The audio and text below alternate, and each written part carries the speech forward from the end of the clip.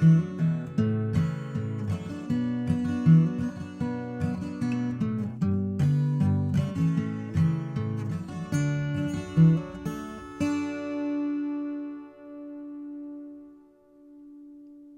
everyone and welcome Behind the Wire. Before you watch any further, I encourage you to watch the draining an abscess from a calf video.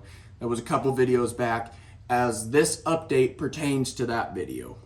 But if you've already seen it, then you're in the right place, so let's carry on. So first of all, I want to apologize for my videoing in that video, as I had no idea that so many people were going to want to see the whole thing all the way through, and I apologize that I didn't keep as much in as I should have. But I would like to take a minute and just answer / address some of the comments that were in that video as a whole. And if you happened to see the comments in that video, there's a lot of good and bad in the video comments.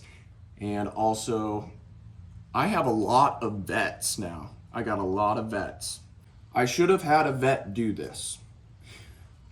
Right now, there's just a lot of things in my life that are very much dependent on the well-being of the cattle that I'm raising. And it's my job to make sure that they're in good shape, they're doing well, they're healthy, everything's good and happy and doing well. If something ever does come up where I need a vet, which it does, I call a vet. But in something as ordinary as this particular abscess, I didn't need to call a vet. If I had a vet come out to do everything that was as simple as this abscess, boy, the calf was in pain because I didn't numb the abscess where I was going to be draining. The abscess is naturally numb. If it wasn't numb, then he would have thrown a fit when I punctured it and started draining it. So he was already numb. Antibiotics was a huge one that people wanted me to give him, and for this, which is understandable because it is an infection. The abscess has an infection in it, and that's what caused the abscess. But I said it in the video that the goal was to get oxygen up in there and keep it open and drain it out. And in this particular application, our antibiotic was oxygen. Now, the biggest comment of them all was that I did not open up the abscess big enough. On the video, it didn't look like I really made much of a cut. Imagine a hard cone, and there's hard tissue on the outside of this cone that makes the cone. The inside was liquid. And then at the bottom, there was a little bit of, not really the chunks that people wanted to see, kind of like smaller than Dippin' Dot, little chunks at the bottom.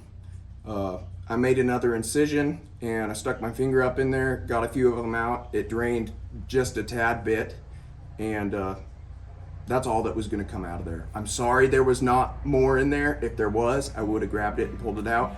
The moral of the story is, I'm just trying to do the best I can for these cattle, the best that I know how, and what I think is right. So that's what I did, and that's what I do.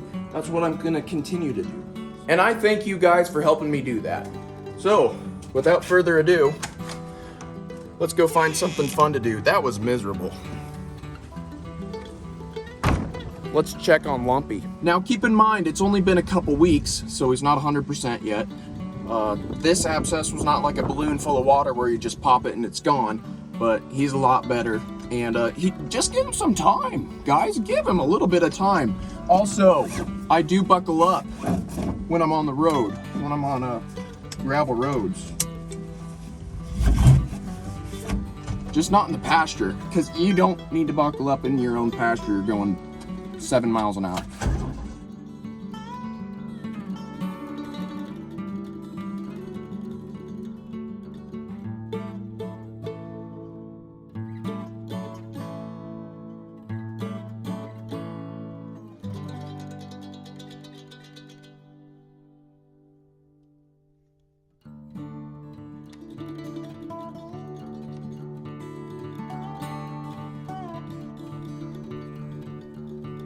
So this is editing Garrett from the future, as this footage here is probably about 2.5 weeks old.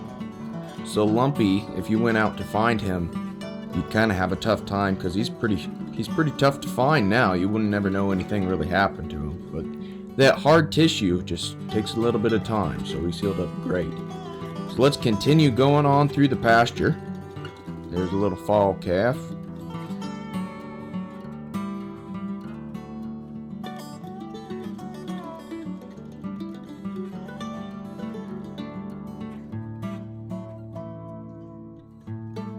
And right here we have a set of twins.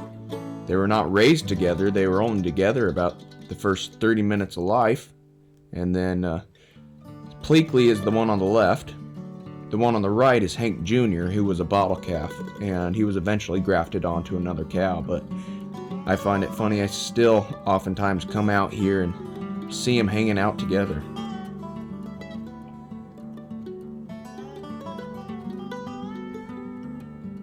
There's a little glimpse of Twinkie.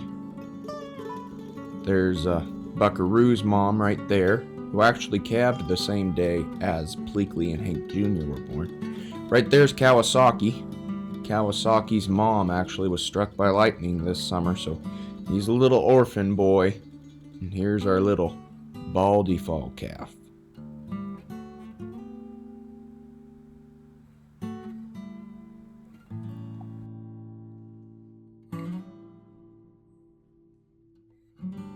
And right here is the oldest calf, the first heifer born, 102.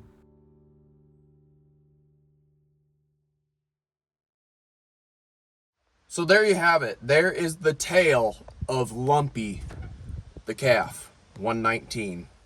It's been a busy couple of weeks. We've weaned 2 groups of calves, and we've shipped out the yearling steers.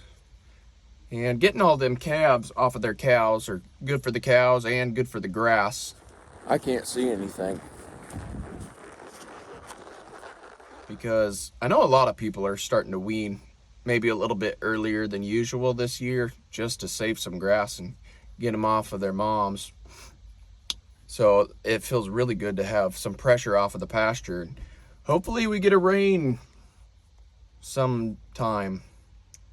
I don't know when that'll be, but now's the time. If it's ever been the time to rain, now is the time for some rain. But guys, I'm gonna cut you loose, and I'll see you right here next time behind the wire.